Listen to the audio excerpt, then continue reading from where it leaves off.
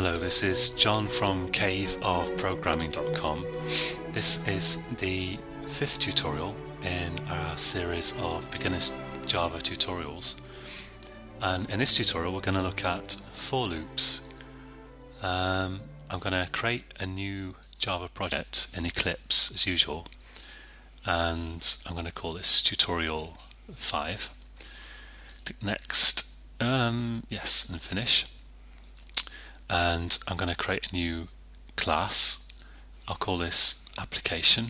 It doesn't really matter as long as it's got a capital letter at the start there. Click finish. I will create a main method here by typing main control space and hitting return. And I didn't really explain this properly last time, but if you've got badly formatted code like this, if you just press Control Shift and F, that will automatically format your code for you. Or if you forget the shortcut, you can also just right click and go to Source and go to Format.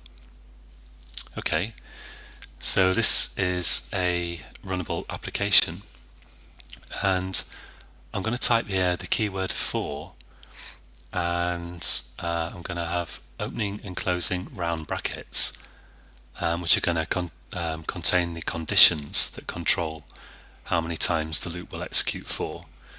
And then I'll have opening and closing curly brackets, which will control, which is where we will put the code that we want to execute.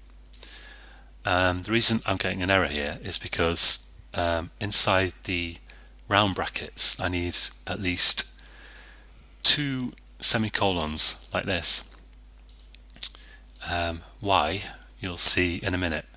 And I'm going to type system.out.println, and I'll just put hello in there so that we've got some code to execute. And if I execute this, it's just an infinite loop that will go on until I stop it with the terminate button here. Now what this actually is these semicolons divide the stuff in here into 3 sections, and in the first section the first section contains code that executes before the loop starts, so before this will actually be printed in this case, and in there I can declare and initialize a loop counter variable. I can say int I is traditional equals 0. And then in the second clause here is a condition, and as long as this condition is true, the loop will execute. So I could say, for example, I less than 5, and as long as I is less than 5, this loop will run. And here, this is a condition that will be executed once after every iteration of the loop. So I could put I equals I plus 1. So I'm saying take the value of I, add 1 to it, and then stuff it back in I itself, so that with every repeat of the loop I will be incremented.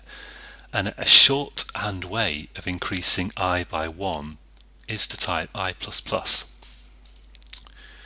which is very handy.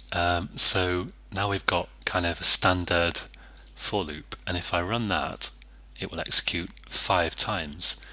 So the first time I is 0, and then the condition's checked, I is less than 5, yes, so this is printed out, and then this is executed, so now I is 1. This is not executed again, this is only executed before the loop starts for the first time. So what happens next is this is checked, I is less than 5, yes, because it's 1, so this is printed again.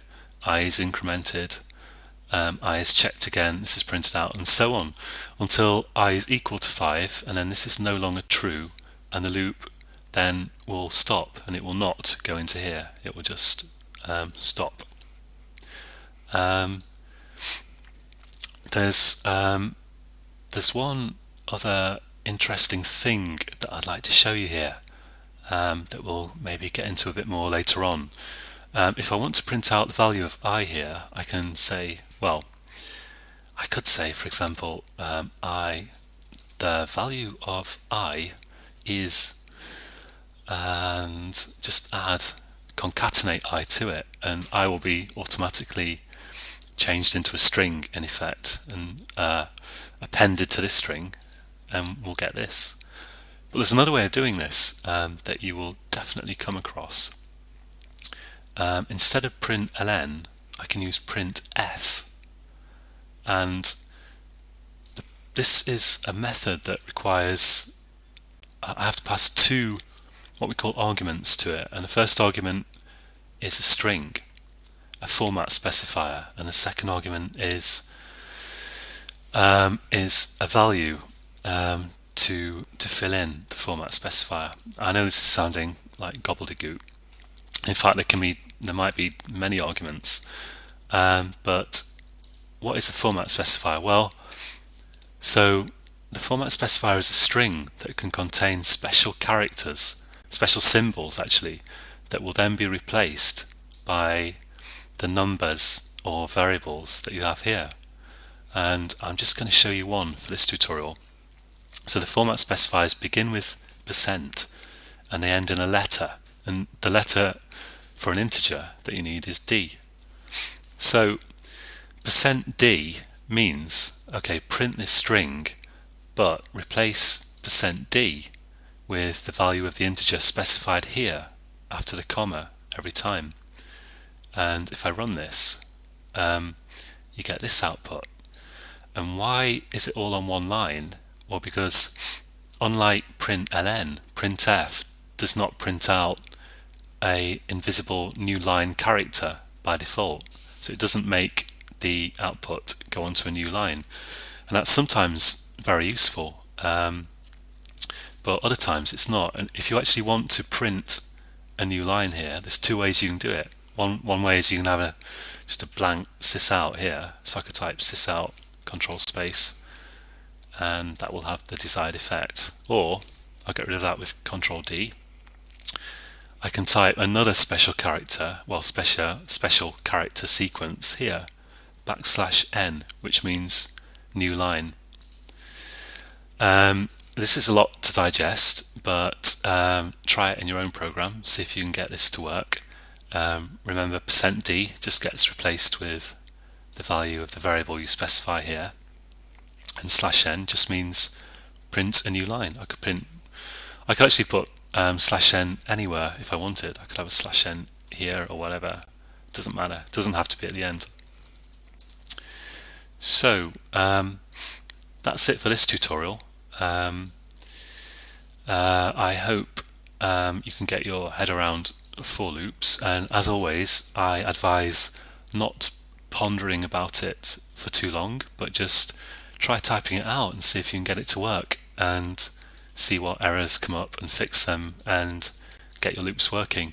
And because programming is like learning a language, as I keep saying.